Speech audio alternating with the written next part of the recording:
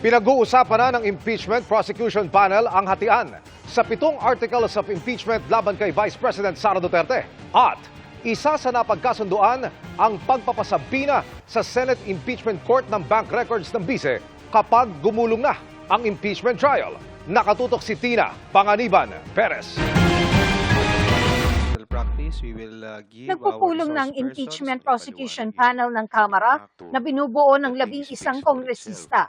Isa sa mga napagkasunduan ang pagpapasabina sa Senate Impeachment Court ng bank records ni Vice President Sara Duterte. Sa Article 4 ng Articles of Impeachment, inakusahan ng bise ng pagkakaroon ng unexplained wealth at hindi pagdedeklara ng lahat ng kanyang ari-arian sa kanyang Statement of Assets, Liabilities and Net Worth o SALN. Ito naman po talaga ginagawa naman po hindi lamang po sa impeachment, maski naman po sa mga regular court. Kasi ang impeachment po, ang isa lamang po sa mga exemption sa bank secrecy law.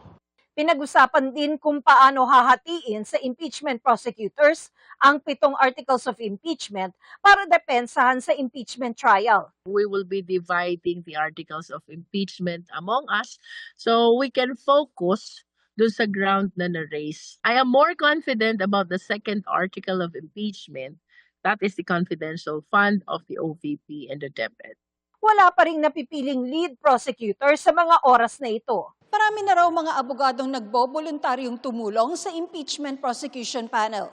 Kung kailan naman pwedeng idaos ang impeachment trial, nanindigan ng ilang impeachment prosecutors na pwede itong gawin kahit naka-recess ang Kongreso. It's not a matter of minamadali or what, no?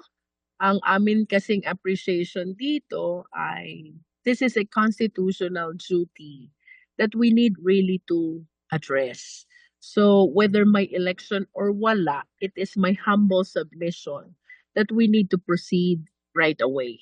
Alam naman po natin, nakasaad po doon yung ginamit po ng ating konstitusyon, yung salitang shall at saka forthwith. Yung shall po, ibig sabihin po niyan ay mandatory. At yung forthwith po, ang ibig sabihin po niyan, immediately.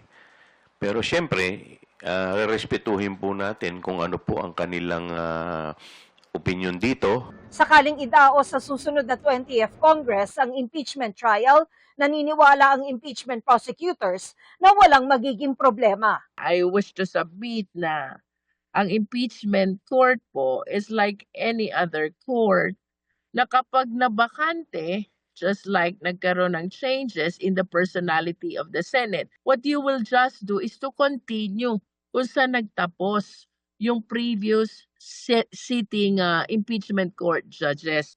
Kapag napatunayan ng Senate Impeachment Court na nagkasala ang bise, maaalis siya sa pwesto at habang buhay na hindi pwedeng humawak ng posisyon sa gobyerno. Paano naman kung bigla siya magbitiw habang isinasagawa ang paglilitis? Kung assuming for the sake of argument, siya po ay nag-resign in advance, ang amin pong opinion dito ay dapat i-resolve rin yung isang penalty which is yung disqualification. Dahil ang pagre-resign niya, ang nare-resolve lang neto yung removal. Pero hindi po nadidesisyonan yung isa pong hinihingi po naming relief which is yung disqualification. Para sa GMA Integrated News, Tina Panganiban Perez, nakatutok, 24 oras.